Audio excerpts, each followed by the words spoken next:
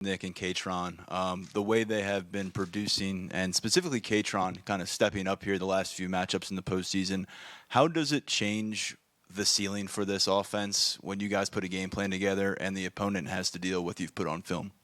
Yeah, I think when those guys are going, obviously the run game, really in any football game, is going to be really important. So having that is huge for us as an offense. And like you said, when you have more than, we have a pass game, we have a run game, we have a lot of different things you have to defend. That obviously is going to help us and be able to let us do a lot of different things. So yeah, it's been great. And I think, this is as good a time as any for them to be playing the way they have been. So it's been awesome, to be able to block for them, and the way they run the ball has been great. And then Mike. Hey, Tyler, how are you? Good. Obviously, I assume you've watched a lot of Notre Dame so far. What has impressed you most about watching them, and what did you see against Georgia specifically that makes their defense impressive? Yeah, I think they do. What they do, they do it really well, and it's not going to be, they're not going to try and really change what they do based off someone else. They're going to do what they do best, and I think they got a lot of talent all over. I know they got some talented guys in their secondary, and they got some talented, D ends and D linemen. So I think it's going to be a really good defense, and we're going to have a great week of preparation. But yeah, we got a lot of respect for them, and they've played some really good games towards the back end of the season. We'll go to a Zoom question. Max, Ralph, and then Mike, you're next. Hey, Tyler, thanks for the time. Drew made mention of the fact that Notre Dame's secondary is really tall. They don't have a guy under 6 foot. Xavier Watts at safety is one of the better players in the country. Does a matchup like that with guys who may be able to cover a guy with your skill set in a different way excite you? Oh yeah, I mean, I think that's kind of what playoff football is about, and playing this late in the year, you get the chance to play really good players and really good teams, and yeah, like you said, they have a great secondary, so we know it'll be a challenge for us, and we're gonna have to do our job the best of our abilities and make sure we're doing everything the right way and getting our jobs done as well. Over here in the front, Mike. Over here, Tyler. How are you? Good.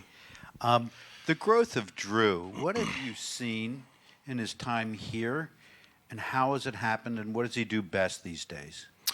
Yeah, I think really this whole season, just kind of the way he's managed the offense. You've seen his natural ability to play football and make the big throws and stuff like that, but kind of his way to have us all on the same page and kind of be the leader of an offense, which you need out of a quarterback, I think has kind of been his biggest step into this season, and it's been awesome to see. And you kind of see his confidence. You can kind of see it a little bit more now in the field, and I think that's been really big for him and our offense in general.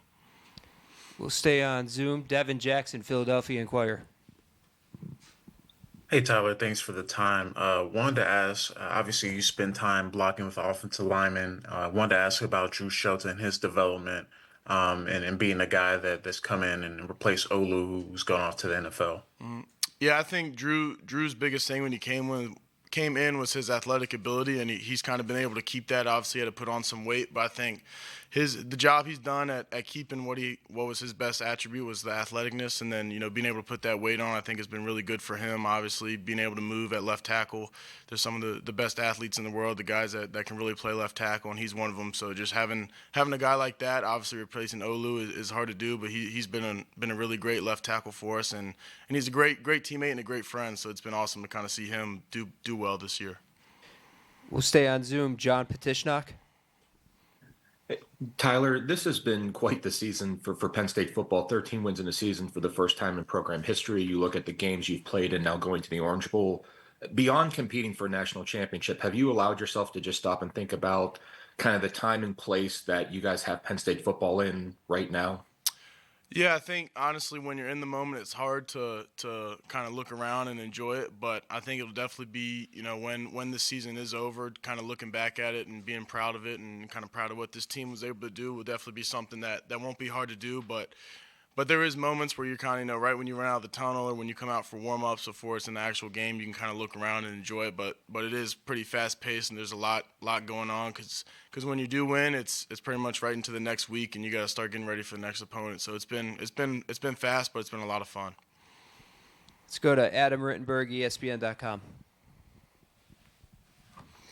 Tyler, thanks for your time. I mean, you've been used in so many different ways this year by Coach Kudlnicki. I'm wondering what it's been like going through that all year, and do you think you still have ways to throw defenses off, even though there's obviously a lot more tape on your offense than there was at the start of the year?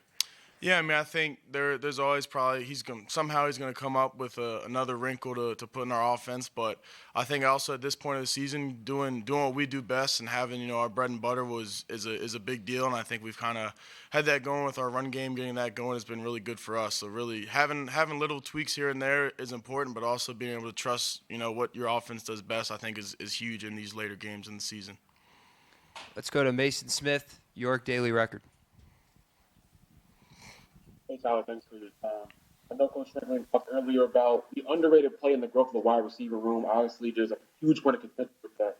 What do you kind of notice in the room how the wide receivers, yourself, Amari, Trey, all kind of come together to really perform well in the passing game? Yeah, I think part of it is getting the run game going, because a lot of times a way to make your run game more explosive is having the receivers make, the 1 or 2 blocks on the perimeter that might take it from 10 yards to a 25-yard run. So that's been good. So obviously having the run game going is going to open up the pass game. I think that's kind of been the biggest thing towards the end of this year, how we kind of picked it up. Having Omari on the deep shots when you can get the safeties to come up a little bit, respecting the run a little bit more, I think it's been really good, for our offense as a whole.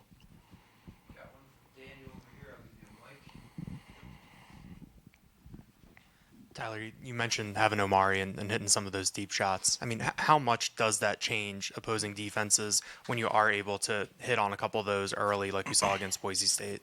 Yeah, I think it's big for us. Obviously, it kind of just helps us stretch the field out more and have more areas that the defense knows they have to defend based off of what guys are capable of. So I think that's going to help us out. Just having more space that they have to be worried about is a big part of offensive football. Being able to spread them out is big. So that's been awesome. Any more? We got John right here.